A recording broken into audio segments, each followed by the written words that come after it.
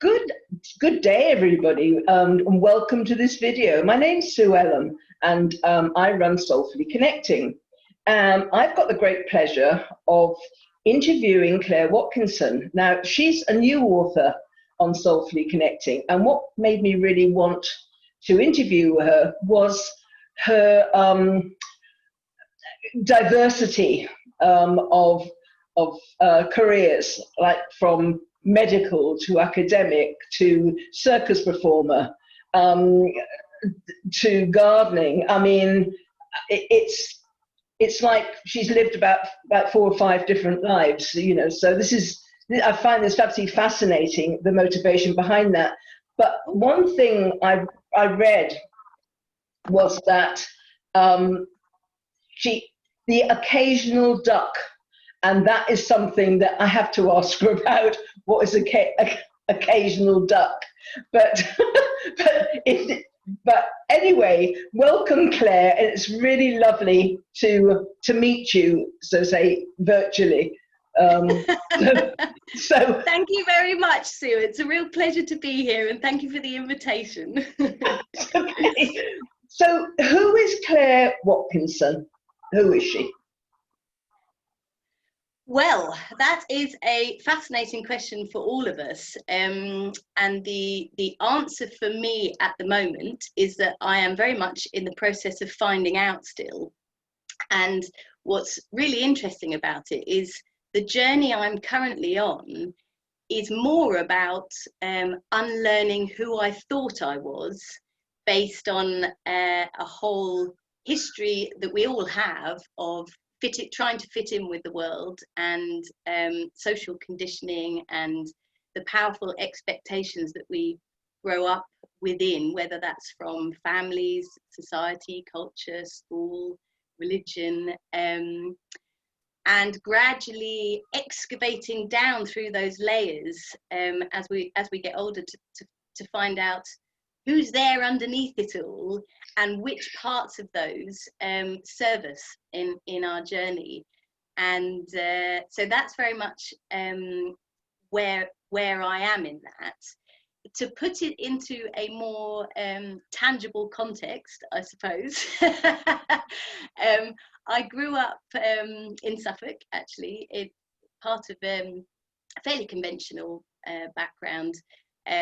But a single parent family, so my mum was on her own, and with 2 brothers at that time. It's since increased, and began my life as a very conscientious hard worker who felt that my safety in the world depended really on achieving and gaining external approval from the people around me, whether that was in school or from my family. And so travelled that academic path for quite a long time, and very successfully, did very well with it, to the point I did a MSc at the London School of Hygiene and Tropical Medicine, and a PhD in epidemiology, interestingly enough, given the current climate. Must be interesting. Pandemic, yes. I obviously got out at the wrong time. But during that time, felt more and more, I had a sense it wasn't working for me, I suppose. I was desperately trying to fit in and feel, it was always this sense of trying to feel safe somehow, that I knew what I was doing. But I think there was always a part of me that didn't feel fulfilled, and I think didn't feel I was on the right path, I suppose. And I think since then, I've gradually, hence the various incarnations, I've gradually experimented with various vehicles and modes of being, and I suppose you could call them labels as well, but vehicles for self-expression, and tried out different roles in the world. Not that was what I necessarily intended to do consciously, but that's the journey that it took me on. So went from, as you said, you've got very good memory, started from the PhD, went to a career in gardening, which happened very organically, actually. It was something that I just found myself more and more interested in, despite having very little knowledge or skill at that time.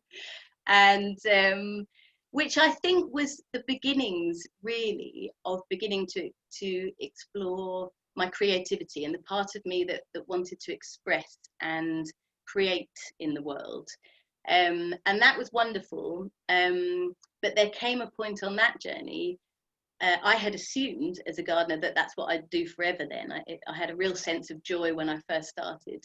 But there came a point where I realised there was still something in me that was looking to express more, or that still didn't feel it was my fully authentic place in the world, I suppose. But during that journey, I'd got involved with an organisation called Cambridge Community Circus. Now, that was just as a hobby initially, and I've always been quite sporty. I've always enjoyed my physical activity, possibly from growing up with brothers and trying to survive the rough and tumble of life.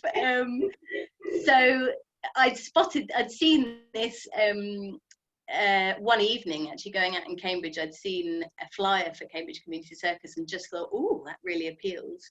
And so I'd gone along to a beginners class, and it's a wonderful community because it's a non-profit community organisation. It's all about making it accessible to everybody without necessarily having to have a purpose or an agenda or a destination in mind.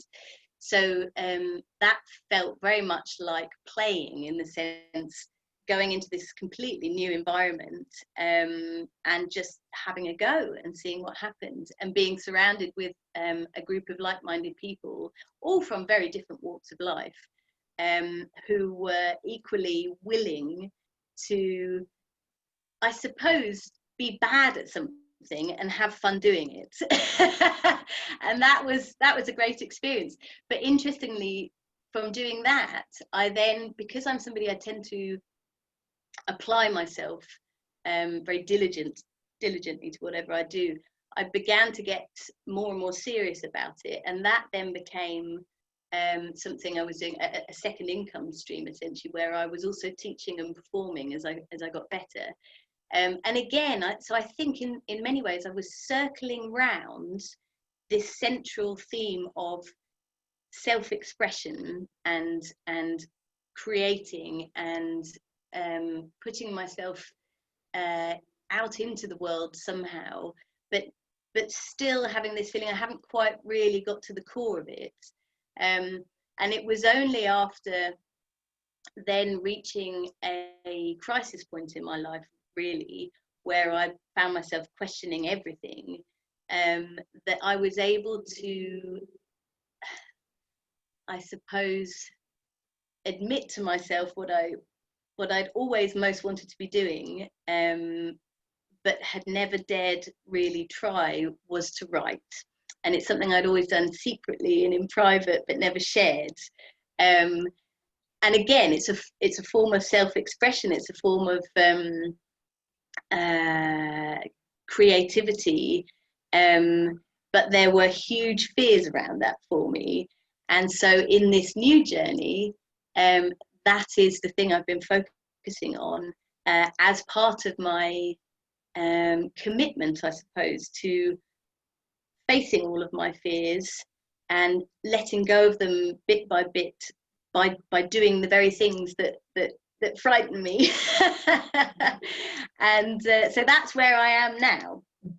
But of course, the writing journey is very much a journey of self-exploration and self-discovery. And in that respect, I almost feel like I'm only just beginning to answer that question: who am I, and what lies underneath everything I've accumulated through my life. What struck me is you're starting off very much in academia, which is very much a box, you know, and you do what you're told within that box. Yeah. And then you get into gardening where things live or die, you know, albeit randomly, but you learn how to help things to survive or to flourish. Then you get into circus performance, which for me is a great deal about trust, because with these things that you can really, really hurt yourself. I mean, you're swinging around. So you have to have this trust with the people around you that will catch you if you fall. Or so so maybe that is the journey to trusting yourself with your writing, and maybe the circus performing and being out there very, very obviously if you're performing. So Yes. do you think that actually increased your trust in yourself and others? That's a good question, and I haven't thought about it like that. I think it was a way of building up trust in myself in certain areas, yes, that I hadn't necessarily explored before. And you're absolutely right about academia. The thing about academia is there's almost a very clear recipe for what you need to do to succeed. And so in that sense, it feels quite safe. You're not really, not at that stage anyway, taking a great deal of risk. Whereas the gardening is much more, I suppose, it's an open-ended activity. There is no beginning or end, and you are in a way trusting the flow all the time. So in gardening, as opposed to academia, there isn't a set deadline. There isn't a clear destination that you're heading towards. Every day it's an unfolding and a nurturing of what's there in front of you. And some things, of course, have an immediate gratification. You mow a lawn and it looks beautiful, and other things are a much slower unfolding of creativity and care. And I think that was a really useful counterfoil to the academia in exploring another way of being in the world that wasn't objective, goal-based necessarily, but a type of self-trust and a trust in process, I think, in a way. And then the circus, interestingly, it's interesting you bring up the idea of trust, because my two main disciplines were acrobalance, which is essentially two people counterbalancing. Usually one person is what they call the base and one's the flyer. So one person tends to be up high, balancing on the base, using these counterbalances that look like they shouldn't be possible, but they are if done well. And the other discipline I did was something called aerial hoop, which is a big circular steel hoop that's suspended from the ceiling, and there's all kinds of tricks and movements you can do with that, and a lot of them are drops. And so in both of these, actually, I was the base in acrobalance, which meant I was the person really that was being depended on as the seat of the balance, so to speak. And that was interestingly what I was far more comfortable with. So when I tried being a flyer, I found it very difficult to it wasn't so much about trusting the other person. It was more the fear of doing it wrong and causing that other person harm in some way, which was a very interesting observation in itself. And with the aerial hoop, there's a lot of fairly terrifying drops that you can do, and I've certainly had some interesting bruises. Places you didn't know you had.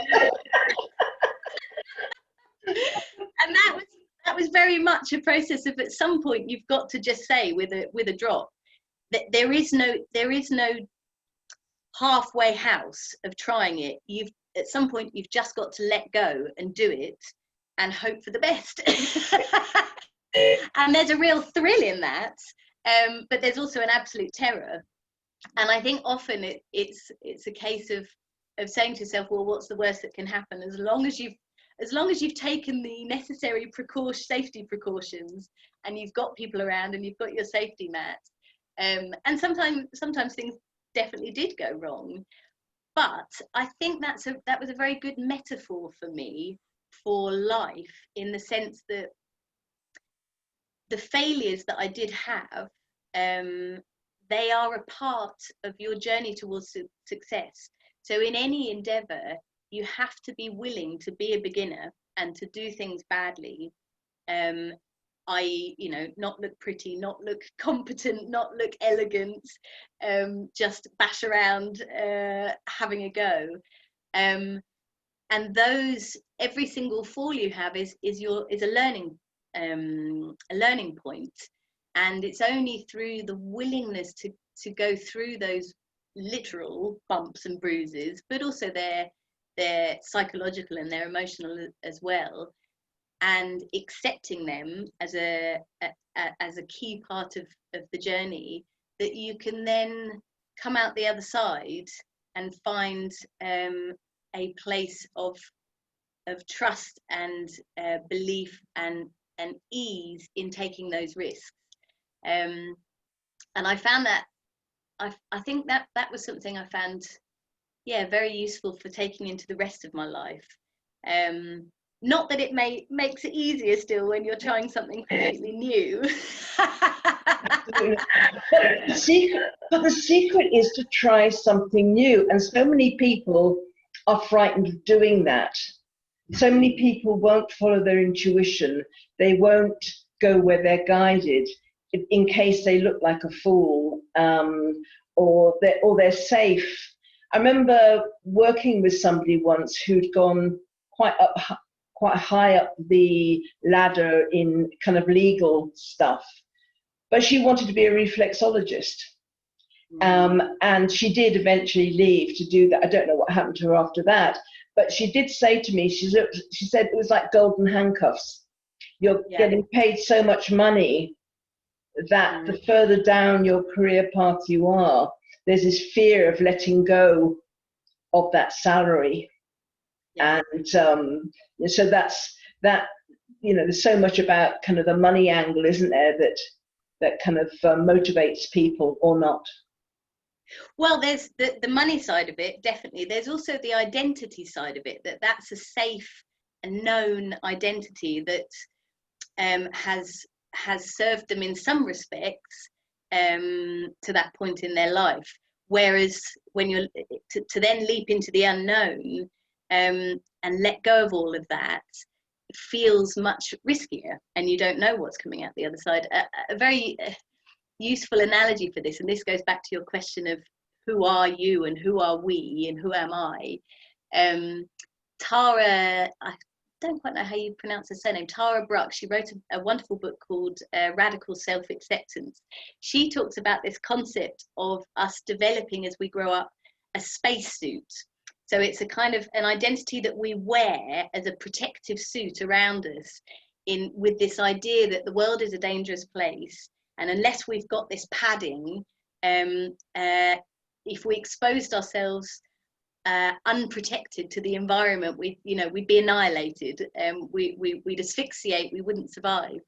And so this idea that we gradually add to this spacesuit, and we do that in terms of our habitual behaviours, the things that are familiar to us, the labels we build up around our identity of who we are, what we do, and how that makes us feel safe in the world.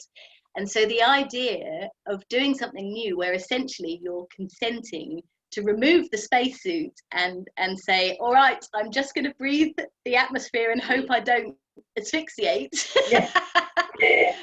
is terrifying. And I think there's so many elements tied up with that. But of course, that's where freedom lies, in the willingness to take that suit off and discover, not only can I breathe, but I can thrive. but you will never have that knowledge unless you've given it a go. And it takes real courage. It really does. Yeah, it's not easy. I mean, I love that analogy. I hadn't heard it before, but it's so pertinent. But also, there's a very short quote I heard many years ago, and I really don't know who said it, but it's like, you don't, until you don't care what other people think, you're never truly free. So that's where freedom comes. And that is very difficult, because we're conditioned to care about what other people think. And it's not until we get older, and as we get older, it's like, oh, who cares? Well, sometimes, but it's to embrace the fact that, we are meant to be evolving, and we are coming more and more into a time that being our authentic self is the only way of prospering, because each of us is unique and we've each got something different to offer from our own particular backgrounds, our own particular experience. So we've each got something. And if you keep wearing that spacesuit, nobody can find out who you are. And it's a bit like The Matrix, isn't it? I love that the first film. I think it was mind-blowing and really, really accurate. So there's all these people walking around in the black suits and whatever, and just every now and again there's somebody there that has got the courage to be who they are. But do you find it interesting?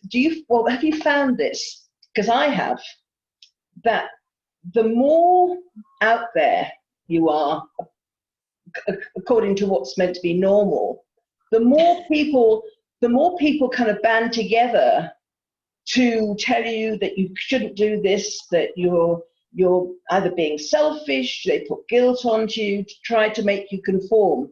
I've had this right the way through, because I've always been a bit random anyway, but but right the way through, it's kind of other people trying to push you back into that box because that's where they feel safe.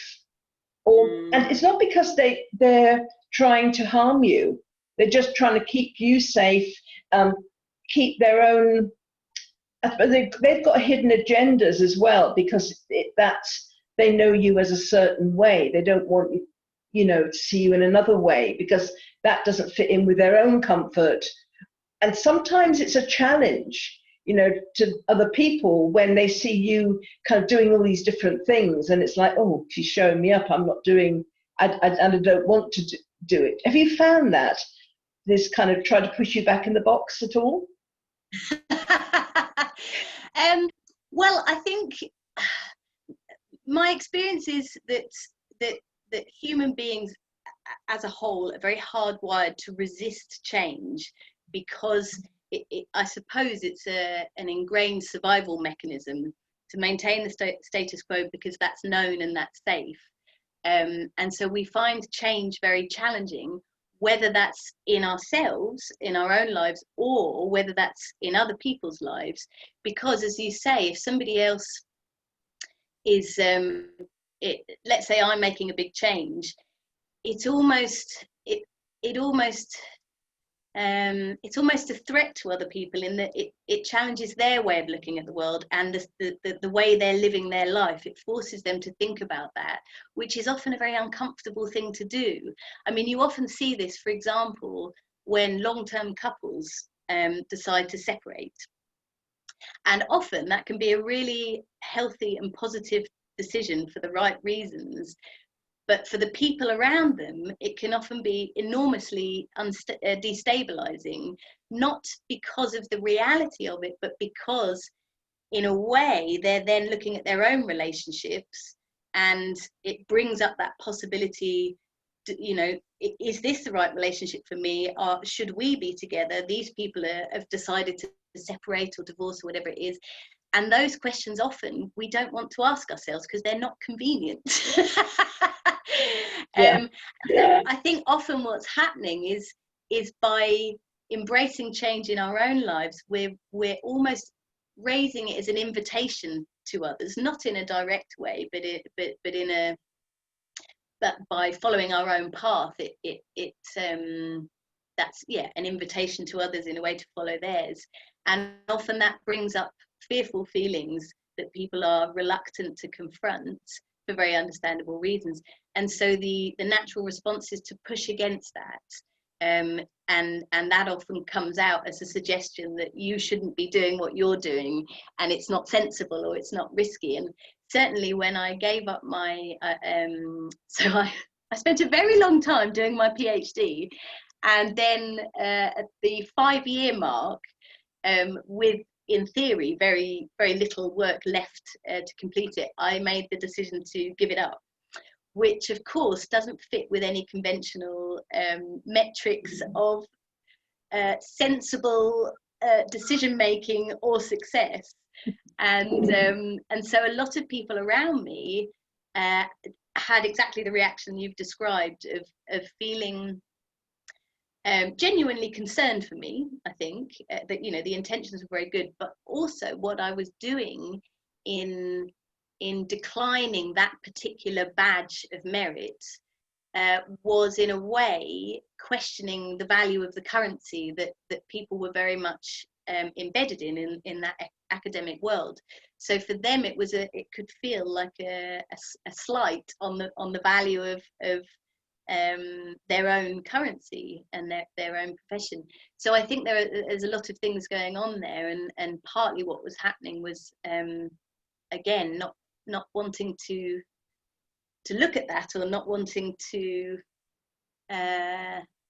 feeling challenged by it. I think many people will stuff down their feelings and live a life of compromise in order not to rock the boat. And when you were talking just a bit earlier about kind of the concept of relationship, when I was in Portugal, and I think I'm a tarot reader, and I was doing these readings, and I think there's either 2 or 3 couples came to me they were British tourists on holiday and just thought they'd come and have a laugh, have a tarot reading and stuff. So fair enough. So I was doing tarot reading, and then I did this one guy, and I said to him, there's something that you're not really very happy with. You're kind of, he said, yeah. I said, do you understand what I'm saying? He said, yeah. Okay. What he wasn't happy was with his marriage, and his wife was sat next to him,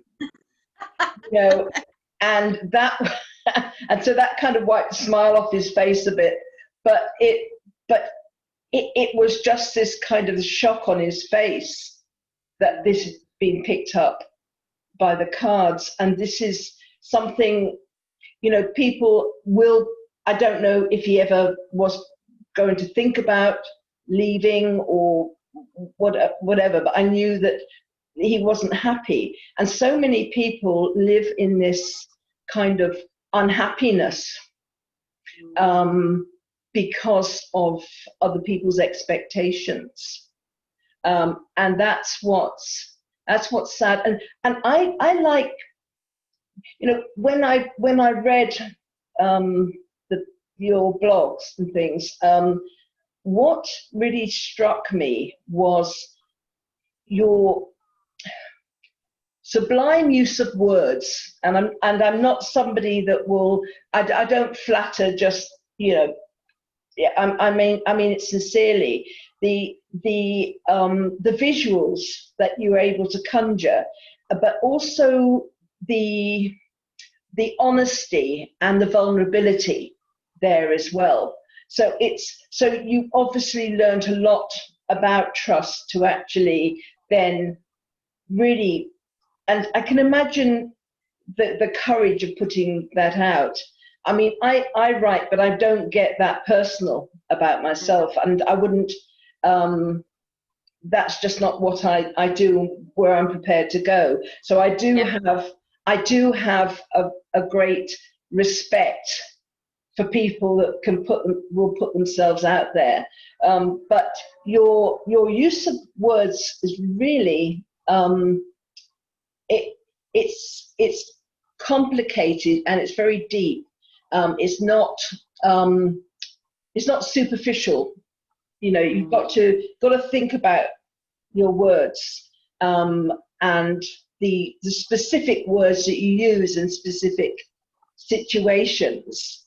So is this something, you know, is this what you're going to continue developing, or what else do you, what are you doing? Are you just devoting yourself just to writing now, or are there other things like circus performing and things when we're past this mask stage, you know? Well, I suppose the way I've envisaged this next stage, this next chapter in my life, it is as an exploratory phase where, as we said before, I'm gradually dismantling the spacesuit and seeing what comes into that space once the old has I've let go of the old a bit.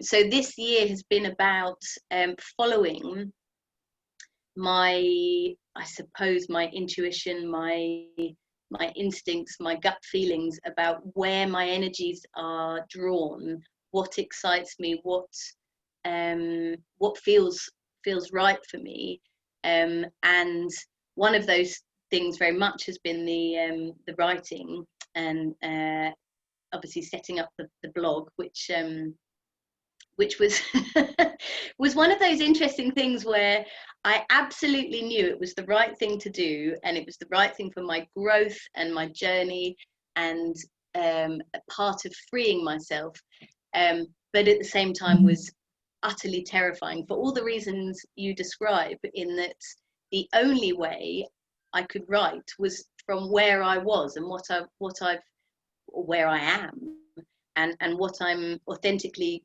experiencing and feeling, and the journey I'm on, and that is very personal and gets to the heart of my fears, and so expressing those and sharing those so openly, the way I've described it in my first blog post is that feeling of being naked at a job interview that you've got, which of course fits in very well with the analogy of the spacesuit. You're removing all of the armor that you've habitually worn through life to stay safe, and you're saying, here I am in all my naked non-glory. Make of me what you will, and that's very very frightening, and leaves you feeling very exposed and vulnerable. But somehow I could also feel that's absolutely what I needed to do for my own particular path. So that is something, the more I do it, the more I also I'm enjoying that process of writing and feeling a lightness and a freedom around it, bit by bit. And it's a process like anything else in life. And I've always felt that writing was I've nurtured this idea that it's part of my, I suppose, true path, but until now I've never dared even admit that to myself, let alone anybody else. So now that I've finally taken that leap of faith and begun slowly and gently to release some of that fear and resistance, I certainly will be continuing and seeing where that leads. But at the same time, exploring the other things that bring me fulfillment and joy in life. Reading has always been a huge part of that. I mean, books, words, literature. But yes, the circus, once things get back to some semblance of normality, I'm really looking forward to getting back to that. One of the great joys of that for me is more in the teaching, actually, and that connecting, I suppose, being involved in other people's processes of letting go of their self-limiting ideas about what they think they can and can't do. The moment when you see them realize they were able to do something they never believed they could is such an incredibly joyful, celebratory moment, that to be a part of that for somebody else's journey is an absolutely wonderful thing. So I would very much like to continue with that. And then I think with the writing, just seeing where that takes me in other areas of life. Obviously, I've started with the blog, but I'm also doing copywriting and working with other types of written material outputs. So, but essentially, just trusting that unfolding now that I've committed, taken that leap of faith, to follow where it leads me and trust that is where I'm meant to be. Well, I'm looking forward to a novel about a rugby playing gardener going to the circus because there's a strange virus going around, and you need to kind of check out the medical things. It would make quite a good murder mystery, I would have thought. It's a peculiar configuration of roles, I'll give you that.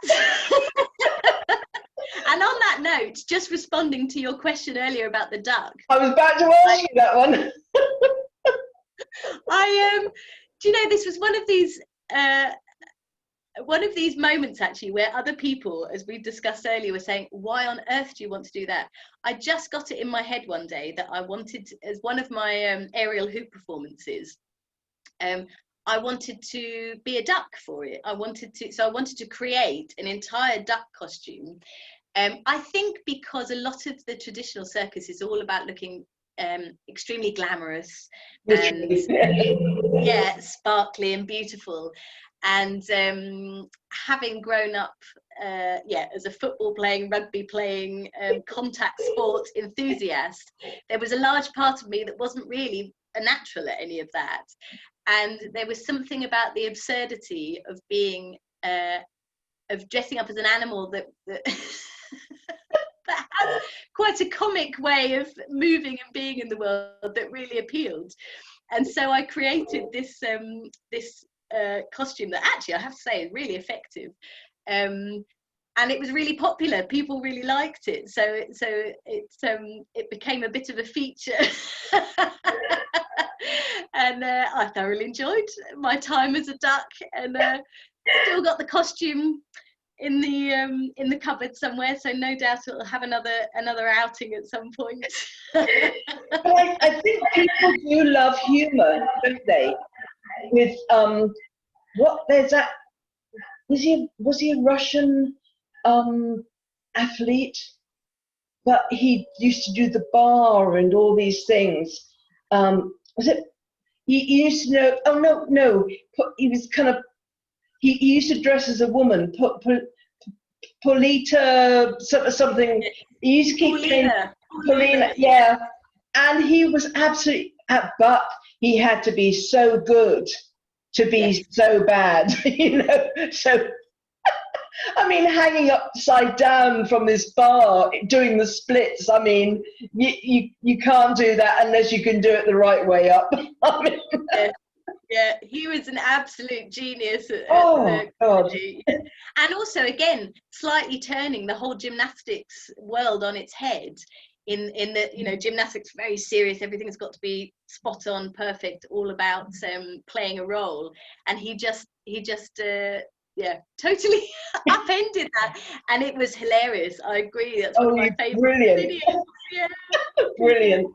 So what are the challenges that you face other than the internal process itself?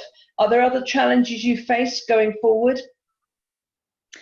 Well, I think it's very difficult actually to separate the internal from the external, because the majority of the challenges that I face going forwards are their perceptions of challenge rather than necessarily true challenge. So, for example, one of the things, especially during lockdown, that I found very difficult is this idea of productivity, and productivity being related to a direct income stream, and this feeling of, if I'm not doing something that's securing me financially, then I'm being irresponsible or foolish or not playing by the rules, I suppose, and a fear of putting effort into things that aren't immediately clear as income streams, being an inadvisable thing to do. And so that's of course a fear and a belief rather than a truth. And so those are the things that I'm often working with, is noticing when those thoughts pop up about, well, you know, perhaps this is self-indulgent, or a bit of a waste of time to be spending my time writing blog posts when I should be more productive, or I should be going out and getting a conventional job. Yeah. So just being very vigilant to those and challenging them each time, and asking the question, well, what if that's not true? And you know, can I let go of that belief for a while and just see? And that's true of many things. So so I suppose really the answer to that question is, most of the challenges are internal. They're about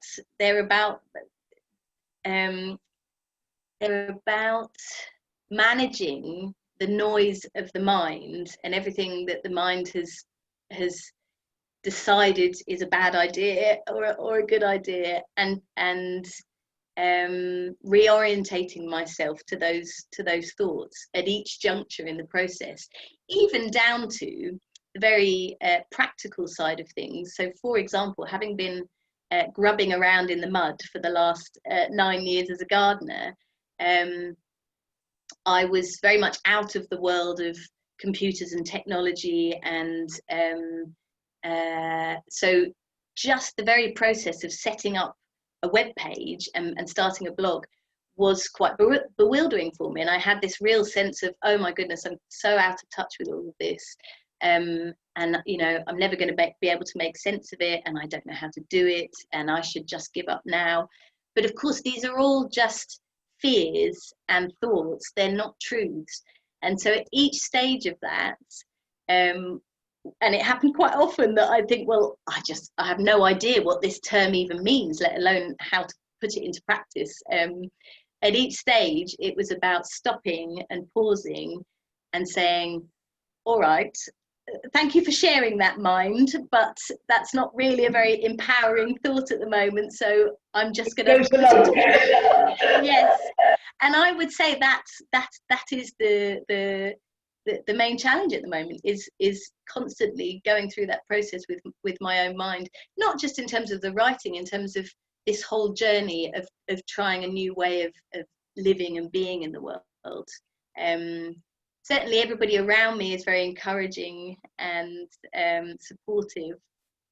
I suppose in the context of the coronavirus situation and lockdown, and having lost the major income streams I had set up, that puts an extra pressure on, well, not an extra, it gives extra weight to the mind talk that says, you know, danger, you should be getting back on the conventional path again because you're at risk here. But again, that's just about being vigilant to those thoughts and learning to trust. Well, when I went off to Portugal, it was, I mean, in hindsight, it was a bit crazy, I suppose. But when I went there, I didn't have much money on me. I kind of left things behind to keep things going in London and stuff. So I didn't know how long I was going to be there. But what I found was, and it was very hand to mouth, but it taught me, if I'd gone to Portugal with money, I would never have learnt the lessons that I learnt when I was there. And I found that as long as I trusted and I was calm, and I didn't get this sort of tiny knot of panic starting in my stomach, which kind of suddenly kind of takes over, you know, as soon as I could kind of say, like, universe, you sent me here. I don't know why you sent me here, but I'm here now. It's for you to support me. And I remember, you know, often having less than 50 pence in my person, not knowing how I was going to pay rent, not knowing how I was going to eat or anything. But as long as I didn't panic, and as long as I handed it over to the universe, suddenly somebody would come say, "Oh, I've been looking for you, would like a reading, please," or, "Oh, do you want to come for dinner?" Or something always turned up. And I never had more than I needed, but I always had exactly what I needed. And one of the cases in point, one of my sisters got married when I was out there, and I didn't know how I was going to get back. So I went along to travel agents to find out how much a flight was. While I was in there was 2 Canadian women who the travel agent introduced to me. They wanted a reading, so I had my cards. So I sat down, gave them both a reading in the travel agents, and then I had the money to pay for the ticket. And then coming back to London, I had like £10. That's all I had. I flew back and I got into Stansted, and I didn't know how, I live in West London, I didn't know how much it was cost me. So I said, "Oh, a ticket, to Shepherd's Bush, where I live." And they said, £10, please. So got here. I found 20 pence in my purse, and the wedding was down in Bristol. So I contacted my sister, who I thought might have left. She said, "When can you get to me?" I said, "I can't, I've only got 20 pence. So she came and picked me up, because she's in Buckinghamshire, took me down there, stayed with my cousin. One of my family gave me 40 quid, got back, and then I went back into a temping job of a company I'd worked for a number of years. So it was just everything exactly what I needed, but no more. Yeah. And that is, I think that's why it's so important to live in the present moment, because you never know what tomorrow will bring. But if you just know that it will bring you exactly what you need when you need it, it's all very well wanting to be a millionaire, but do you need £1 million tomorrow? This is people kind of thinking that will bring them security, but security is actually internal. Yes. Well, and that's exactly exactly right, in that it's the freedom from fear that gives you that security, and that sense of that you can handle whatever arises and whatever you face. But you only know that if you've been willing to I suppose relinquish the crutches of safety. Yeah. So in your example, to go somewhere without much money and put yourself at the mercy of what happens next, and to actually answer that question, rather than what we're mostly doing, or what I've done in my own life, I can't speak for anyone else, is trying to weatherproof against ever being in that situation. But by doing that, you never get to experience that actually you'd be okay in that situation, as long as you're not I suppose buying into all of the fears. The more you focus on the fears, the more likely it is that those fears will manifest somehow. But if you're able, as you say, to stay present with what the reality is and trust, then you can really discover a sense of freedom. Yeah. You can fly.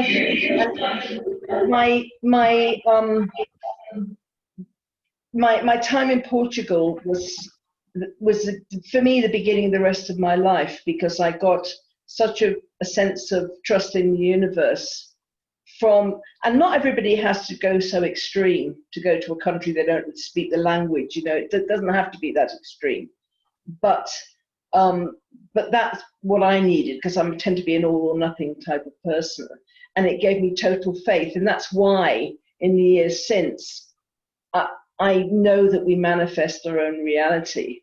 So there's that famous book, and I can't remember who wrote it, "You Can't Afford the Luxury of a Negative Thought."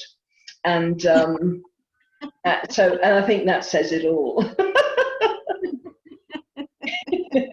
It's just, yeah. And I mean, you obviously have got such a lot of joy in the things you do, and the challenges are, what everybody faces. But I have to say, I admire the fact that you actually will continue and just do what your intuition is telling you, rather than giving in to kind of the fears that pop in. Because I do truly believe that when we're doing what we're meant to be doing, we get supported. We do get supported. Claire, it's been an absolute delight talking to you and finding out what the occasional duck was. You were about to say, I think you were about to say something when I just cut you. No. Well, I just to agree with you, really, and to say, yeah, it's been a real pleasure to be here and to be speaking to you, and thank you very much. My pleasure. Yeah. And can you tell people what your contact details are and your blog and everything? I mean, I will put it in the description, but if you can tell people how to get in touch with you if they want to fly into the air. The address of the blog, it's called Souldew, so it's www.souldew.co.uk, just one word, SOULDEW, and you can contact me on that form if people are interested. Yes, I welcome any visitors and hope that it's of interest. Yeah, and I hear there's some noise between us now. I don't know if you can hear it. There's a bit of noise on the computer, so I think that's telling me it's time to wrap it up. Time from the universe. Yeah, time from the universe. We've talked enough. But well, thank you everybody for joining me and Claire, and I've really enjoyed this interview. It's been really interesting, and so it's goodbye from me, Sue Ellam from Soulfully Connecting, and it's goodbye from Claire. Bye. Thanks for joining us.